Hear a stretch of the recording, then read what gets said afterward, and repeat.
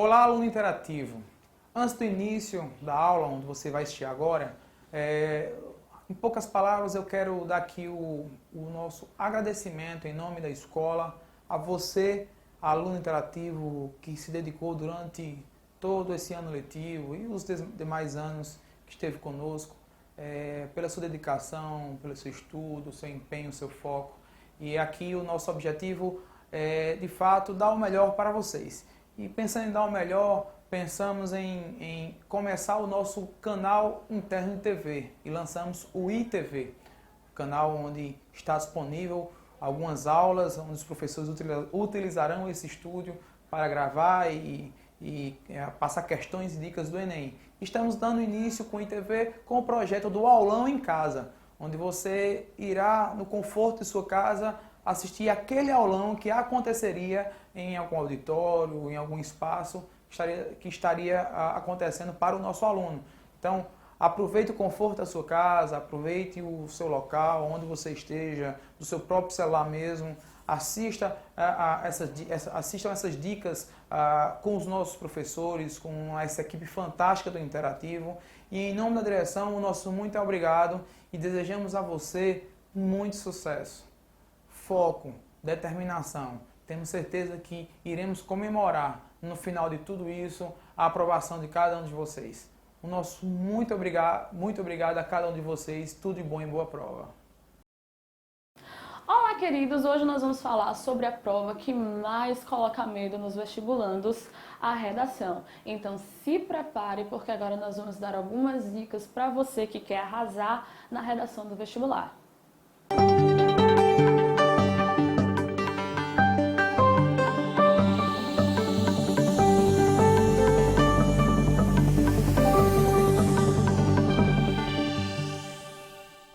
Algumas coisas são imprescindíveis para escrever o texto do vestibular. A primeira coisa que nós temos que lembrar é que o texto é dissertativo argumentativo, ou seja, você vai abordar um assunto, defender um ponto de vista, trazer argumentos pertinentes, se possível, relacionar com temas do cotidiano, utilizando um vocabulário coeso, bastante eficiente e variado. Além disso, há um diferencial. A sua redação exige que você reflita acerca das soluções que podem ser empregadas em determinado problema social abordado no tema. Vamos relembrar que a sua redação é avaliada em 5 competências e nós vamos falar um pouquinho sobre cada uma delas. A competência 1 é a competência que versa acerca do domínio da modalidade escrita da língua. Ou seja, na competência 1 você é julgado a partir da sua gramática e da sua ortografia, da maneira com a qual você profere os seus enunciados no seu texto. Então, vamos relembrar alguns erros, alguns quesitos de gramática que são essenciais. Vejam só, o que vocês devem tomar cuidado na hora da escrita do texto? Concordância nominal e verbal. Como assim? Sujeito e verbo devem concordar. Você não pode escrever as pessoas vai, porque esse é um erro de concordância. O sujeito e o verbo devem estar concordando entre si. Outro erro considerado grave em qualquer prova de vestibular, de concurso, são os erros concernentes à regência nominal e verbal. Vamos a um exemplo? Bem, se você disse que assistiu o jogo, você não viu esse jogo, você ajudou o jogo. Para dizer que você viu o jogo, você deve dizer que assistiu ao jogo. Essa confusão de assistir o jogo, ajudar, assistir ao jogo, ver de fato, é uma confusão de regência. Então tomem cuidado com a regência. Outro aspecto bastante importante, e esse aspecto é um aspecto que pega muitos candidatos, é o fato da pontuação. Ora, vários alunos não sabem quando utilizar a vírgula. Então vamos lembrar de algumas coisas. Primeiro, não se separa sujeito e predicado com vírgula. Normalmente nós utilizamos vírgula para isolar termos considerados acessórios. O aposto, que é uma explicação, o adjunto adverbial, que é uma adição de circunstância. Então lembrem-se, nada de colocar vírgula entre sujeito e predicado. A flexão de nomes e verbos. Como assim? A flexão masculino, feminina, de gênero e também a flexão de número, singular, plural. Tudo concordando. Adjetivo concorda com o substantivo ao qual se refere. Colocação de pronomes oblíquos. É importante vocês lembrarem, por exemplo, que não se inicia a oração com pronome oblíquo. Então, jamais vocês escreverão se percebe, mas percebe-se, observa-se, pensa-se, vê-se. Sempre. Olha só. Escrita das palavras, ortografia, acentuação gráfica, emprego de letras maiúsculas e minúsculas. É bastante interessante prestar atenção a esse quesito. Várias pessoas começam toda e qualquer palavra com letra maiúscula. Isso não deve ocorrer. Utilize letra maiúscula para substantivos próprios, para movimentos históricos, para guerras e para séculos. E olha, séculos em numeral romano, ok? Divisão silábica. Muitos alunos erram ao final da linha, separar a palavra incorretamente. Então, lembrem-se de separar as sílabas corretamente. Erros bastante frequentes no que concerne a gramática estão relacionados à flexão de nomes e verbos. Quando nós falamos de flexão de nomes, nós pensamos em substantivo, em pronome, em adjetivo. Então, é muito importante lembrar que se você utiliza um adjetivo para qualificar um substantivo, esse adjetivo deve concordar em gênero e número com o substantivo empregado. A mesma coisa se aplica às relações, como eu já disse, de sujeito e verbo. Então, você não pode dizer que as pessoas como eu já disse, as pessoas vão. A população está feliz ou a população está com recursos para proceder. Enfim, o que eu quero dizer é que se o sujeito está no singular, o verbo também deve estar no singular na pessoa verbal correspondente. Outro erro que ocorre muito é a colocação de pronomes oblíquos. Alguns candidatos tendem a iniciar a oração com o pronome oblíquo, que é um erro considerado mortal pelos gramáticos. Ou seja, você não pode iniciar uma frase com se percebe.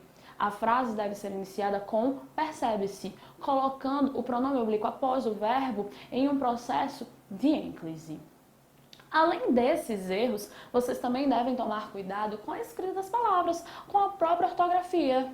Não confundir palavras que se escrevem com X e colocar um CH, por exemplo. Esse tipo de erro já incorre na penalidade de desconto de pontos.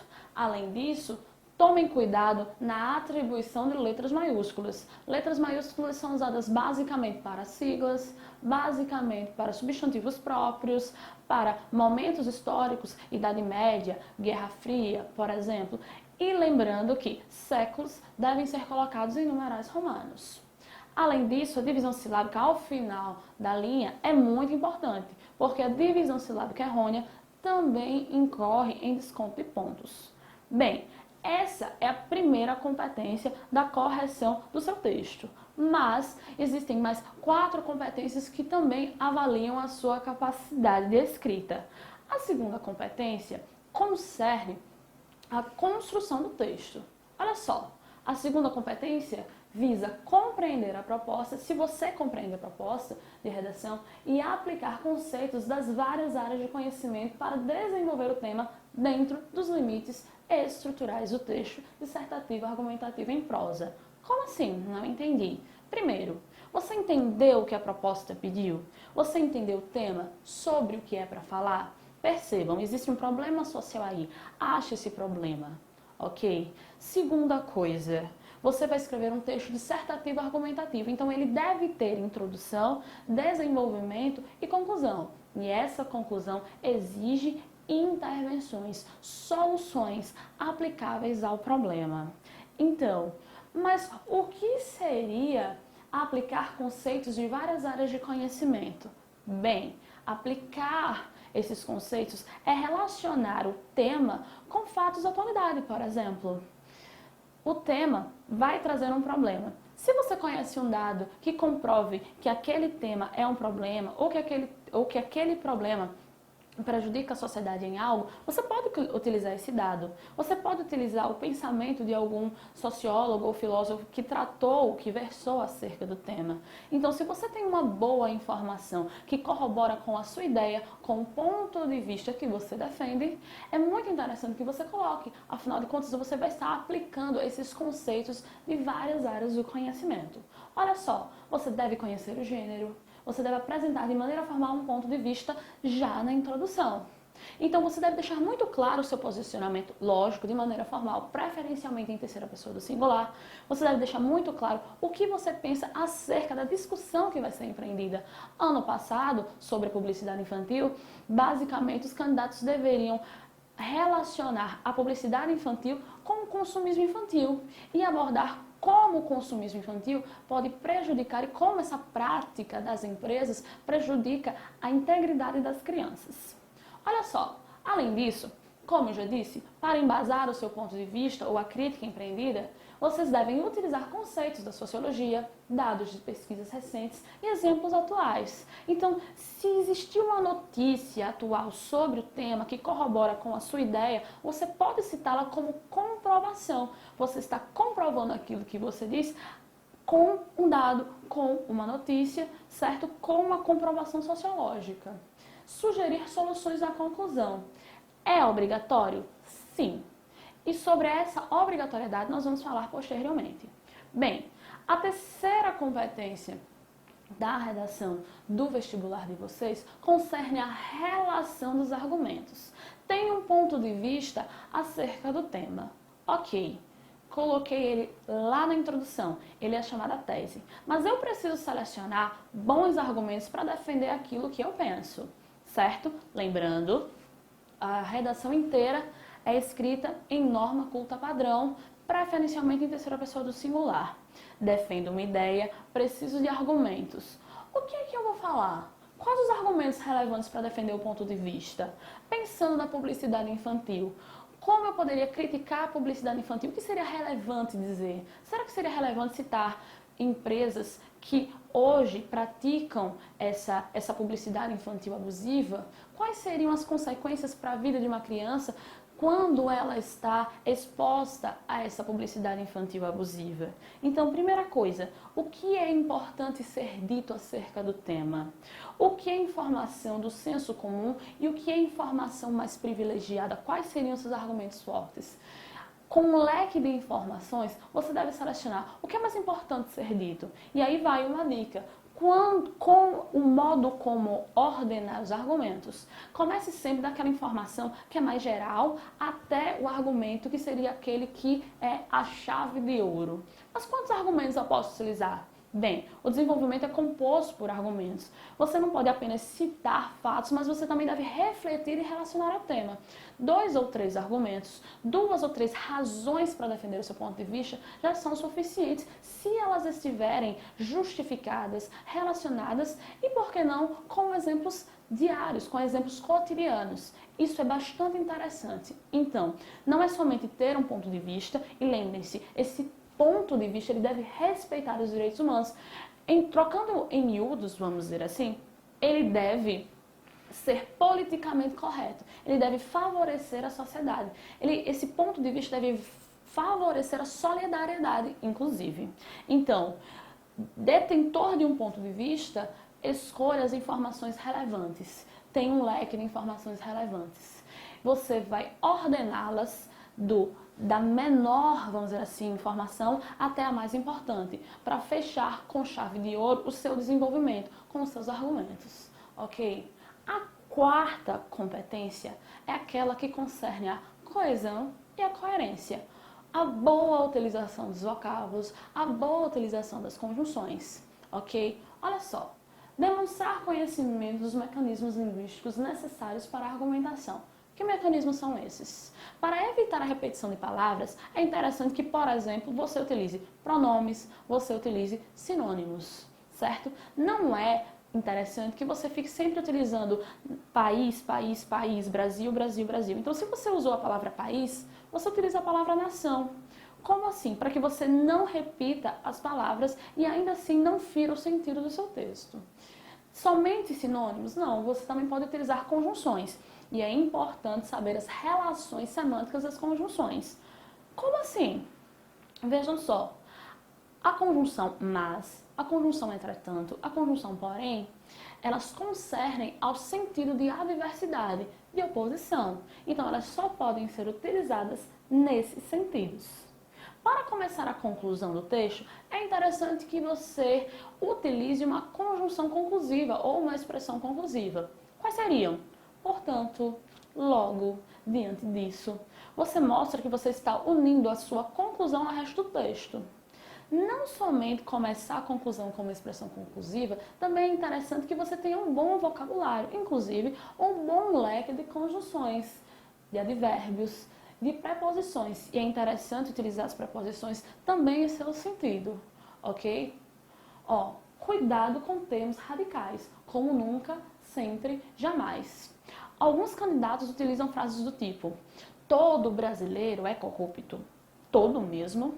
Será? Essa frase era radical por causa do pronome indefinido todo.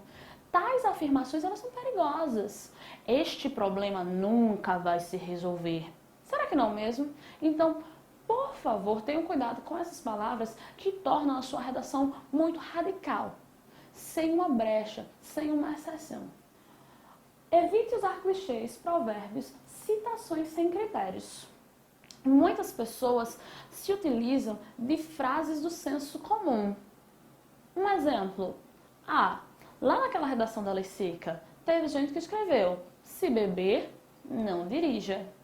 Essa é uma frase do senso comum, que não é boa para a argumentação, que não leva o candidato, que mostra que o candidato não refletiu acerca do tema, apenas repetiu um discurso socialmente estabelecido. Por favor, tomem cuidado com essas frases que mostram falta de originalidade no texto. Uma observação importante é o uso dos clichês. Por favor, evitem. Vamos ver alguns exemplos? Vê só, clichês, provérbios, citações sem critério. As citações sem critério são aquelas que não têm exatamente uma relação com o tema. E quais seriam esses clichês ou provérbios? Bem, muitas pessoas, quando escreveram aquela redação lá dos efeitos da Lei Seca, disseram assim: se beber, não dirija. Essa frase já é uma frase cristalizada, ela está nos comerciais, ela mostra que o candidato ele não é original, ele apenas copiou uma frase do senso comum para utilizar na sua argumentação. Por favor, não façam uso desse tipo de expressão. Muita gente, ao escrever aquela redação sobre a publicidade infantil, disse assim: vamos cuidar das nossas crianças, pois elas são o futuro do país. Essa frase também é uma frase socialmente utilizada e o uso desta não é interessante, pois várias pessoas também a utilizaram. É importante perceber que o texto deve ser original. Olha só, é muito importante que vocês lembrem que citações de caráter religioso não cabem ao tema. Mas por quê? Porque a religião concerne a cada um. Então, evitem citações de cunho religioso e prefiram, por exemplo, citações que tenham a ver com as nossas leis, com a Constituição, que versem sobre direitos e deveres. Lógico, se necessário for. Outro erro que também incorre, algumas vezes até mesmo na anulação do seu texto, são os bilhetinhos na prova. Você está escrevendo o seu texto e lá no meio você escreveu: prezado avaliador, achei o tema maravilhoso. Ponto. Recados ao avaliador são caráter de anulação, de nota 0. Você não pode se comunicar com quem está corrigindo a sua prova. O seu dever é traçar um ponto de vista acerca do tema, argumentar acerca, trazer razões pertinentes, sugerir soluções, ter um bom vocabulário, ter uma boa formulação de palavras. Frases de senso comum, recadinhos, não cabem ao texto. Olha só, uso Use a linguagem formal. Apresente um bom vocabulário, mas sem excessos. É bom ter um vocabulário variado? É muito bom. Você precisa enfeitar o seu texto com um monte de palavras difíceis? Não. Um bom texto é aquele que não é repetitivo, que tem um bom vocabulário, mas que também é entendível. Como assim? É aquele que você consegue ler e entendê-lo. Você não precisa enfeitar o seu texto com palavras lá do fundo do dicionário para mostrar que você tem um bom vocabulário. Basta apenas que você não se repita, que você não seja prolixo, que você não fique várias vezes na mesma informação e consiga passar a sua mensagem de maneira direta. Outra coisa que vocês também devem se atentar é o uso de alguns pronomes na redação. A palavra você, o pronome de tratamento você, é um desses. Algumas pessoas ao escreverem fazem frases do tipo: você está andando e aí percebe que as pessoas beberam e dirigiram. Você quem? Eu? Quem está escrevendo? Quem está lendo? Por favor, o texto de vocês é direto, você não está falando com ninguém. Então, não utilizem pronomes como você, como tu, como eu, ok? Vejam só, evite o uso da linguagem oral. Termos coloquiais e gírias devem ser evitados.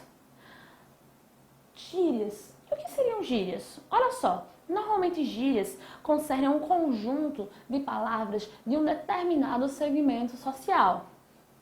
Gírias para pessoas que andam de skate, gírias para pessoas de uma determinada classe social ou que moram em um determinado lugar, tá certo? Não confundir com regionalismo. Esse tipo de palavra também não é cabível ao texto. Você não pode utilizar o famoso boizinha, você não pode utilizar essas palavras que são utilizadas por determinados segmentos. Por questão de preconceito linguístico? Jamais. É porque o texto de vocês deve ser formal, na norma culta padrão. A quinta e última competência concerne a uma especificidade do Enem. Qual? A exigência de uma solução para o problema, de medidas que visem melhorar de certa forma o aspecto o qual você discutiu. Ou seja, você deve refletir no que deve ser feito para que tal problema social seja amenizado ou resolvido. Essas soluções preferencialmente devem ser de médio prazo, não de longo prazo, nem de curto prazo. Percebam, elaborar proposta de intervenção para o problema abordado respeitando os direitos humanos. Respeitando os direitos humanos? Como assim? Olha só. Alguns alunos dizem assim: bandido bom é bandido morto. Bem, se você sugere isso como solução de algum problema, sinto informar, mas você feriu um direito humano, o direito à vida, além de incitar a violência. Então, nada de máximas, nada de medidas que incentivem a violência. Vocês devem pensar que essas medidas devem incentivar a solidariedade, o bem do povo. Ok, mas quantas soluções, quantas medidas eu devo sugerir? Existe um número estabelecido, obrigatório? Não. Mas é interessante que você não apenas coloque a medida no seu texto, mas também as explique. E isso demanda uma certa discussão. O seu parágrafo de conclusão deve conter, preferencialmente, 2 propostas. E essas propostas devem estar detalhadas. O que vai ser feito? Como será feito? Quem o fará? Onde o fará? Como essas medidas ajudarão a resolver esse problema? Vejam só, sobre a publicidade infantil, muitas pessoas sugeriram, por exemplo, que a lei brasileira fosse mais rígida no que concerne às punições às empresas que cometiam a prática da publicidade infantil abusiva. Essa é uma boa solução. Ela é aplicável, ela é possível. Sem falar que ela tem relação direta com o problema que envolvia o texto. Então, vejam só, as soluções, eu sei que isso é meio lógico, mas as soluções elas devem ter relação com a discussão.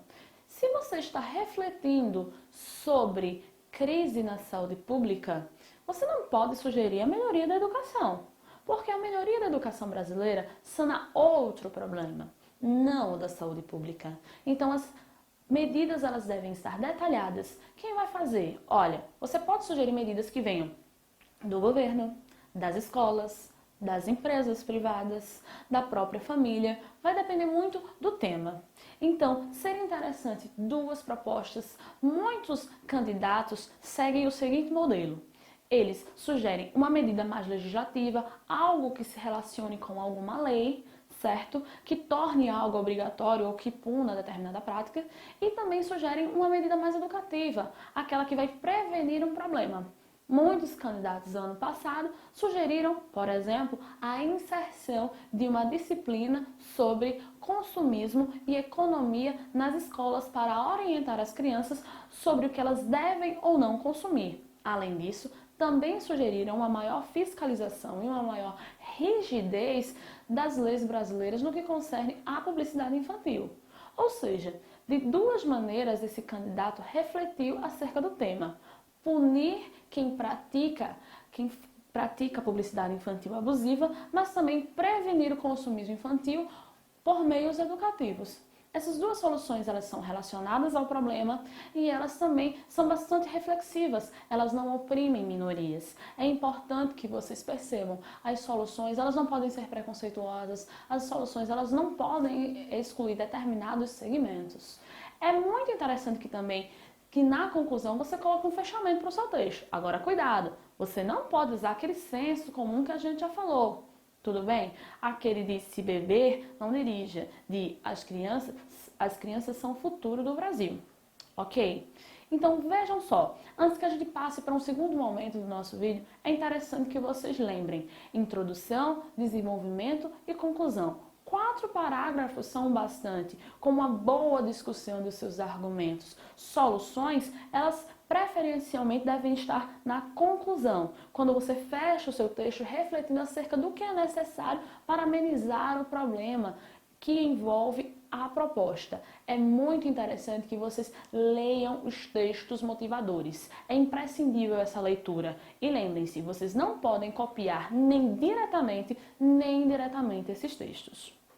Acerca da estética do texto, é necessário fazer alguns apontamentos. Primeiro, o alinhamento é importante.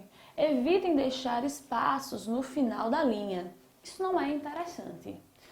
Outra coisa que vocês devem se atentar são as rasuras. Bem, preferencialmente, não cometam erros. Mas, se o fizerem, como devem proceder?